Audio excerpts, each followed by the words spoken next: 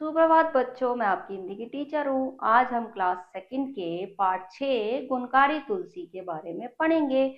तो बच्चों, तुलसी जो है वो एक पौधा है और तुलसी का पौधा ऐसा होता है जो दवाई का भी काम करता है। पता है ना आपको, है ना? तो हम उसी तुलसी के बारे में पढ़ने वाले हैं। चलो शुरू करते हैं। इस वनस्पति जगत में कोई भी पेड़ पौधा ऐसा नहीं है जो हमारे लिए किसी काम का ना हो। इस जगत में जो भी पौधे भगवान ने बनाए हैं, जो भी पौधे उगते हैं, कोई भी ऐसा नहीं है जो हमारे काम का ना हो। ठीक है, आगे पढ़ते हैं।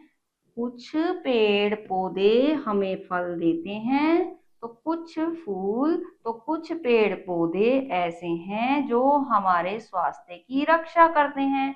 तो बच्चों, हम बहुत सारे फल खाते हैं ना, तो कुछ पेड़ पौधे होते हैं हमें फल देते हैं। कुछ क्या देते हैं? बहुत खूबसूरत खूबसूरत फूल देते हैं। और कुछ क्या देते हैं जो हमारे स्वास्थ्य के काम आते हैं, यानी कि दवाई बन के खाते हैं, जिसे हम औषधि के रूप में खाते हैं। वो हमारे बीमारियों को दूर करने के काम आते हैं। ठीक है, आगे पढ़ते हैं। स्वास्थ्य की रक्षा करने वाले पौधों में तुलसी का पौधा हमारे लिए विशेष उपयोगी है।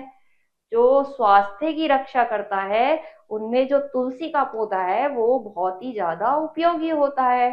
ठीक है, वो कई सारी बीमारियों को दूर करने के काम आता है।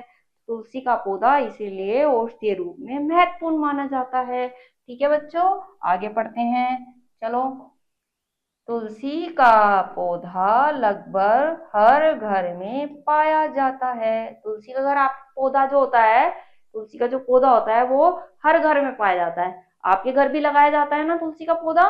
तो तुलसी का पौधा वो क्या कह रहा है, हर घर में पाया जाता है। चलो, तुलसी के पौधे का प्राचीन काल से बहुत महत्वपूर्ण स्थान रहता है। प्राचीन में मतलब पुराने समय से तुलसी के पौधे का बहुत ही महत्वपूर्ण स्थान है। ठीक है, आगे पढ़ते हैं।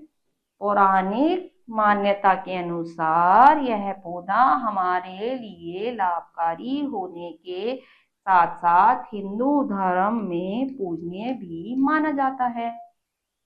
ये हमारे लाभकारी तो है ही, और हिंदू धर्म में इसकी पूजा भी की जाती है, इसलिए ये पूजनीय माना जाता है। ठीक है, आगे पढ़ो बच्चों। इसलिए प्राय सभी घरों में तुलसी का पौधा बड़ी श्रद्धा के साथ लगाया जाता है और बहुत से लोग इसे तुलसी माता कहकर भी पूजा करते हैं।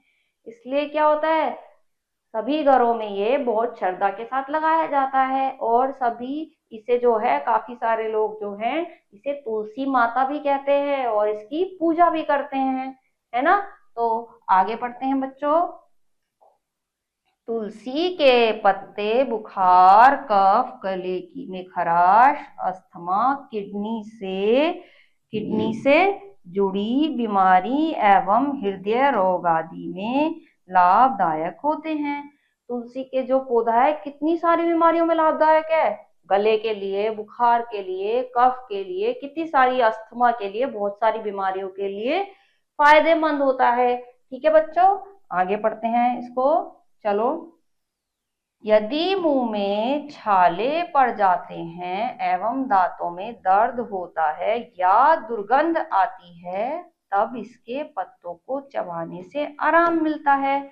अगर मुंह में छाले पड़ जाएं, मुंह से दुर्गंध यानी बदबू आती है या दांतों में दर्द होती है, तो इसको चबाने से बहुत फायदा होता है। देखा कितनी सारी बीमारियों में ये पौधा काम आता है। आगे पढ़ते हैं इसे बच्चों।